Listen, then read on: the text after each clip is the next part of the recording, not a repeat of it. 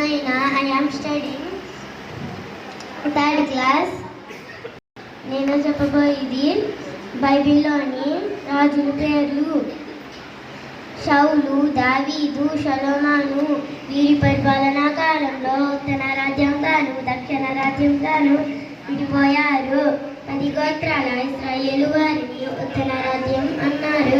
2 గోత్రాల యూదా వారందరినీ దక్షిణ రాజ్యం అన్నారు. 19 మంది ఇశ్రాయేలు రాజులు, 20 మంది యూదా రాజులు. 19 మంది ఇశ్రాయేలు రాజుల పేర్లు: యెరోబాము, నాదాబు, బయోషా, ఏలా, జిమ్రీ, ఆహాబు, అజ్యా, యెహోరాము, యాహు, యెహోయాహాజు, యెహోయాహాసు. రెండవ యెరోబాము, జకరియా, షల్లూము, మెనహేము, పెగద్యా, పెగహు, హోషేయ అనువారే ఇశ్రాయేలు రాజులు. 2 గోత్రాల యూదా వారందరినీ దక్షిణ రాజ్యం అన్నారు.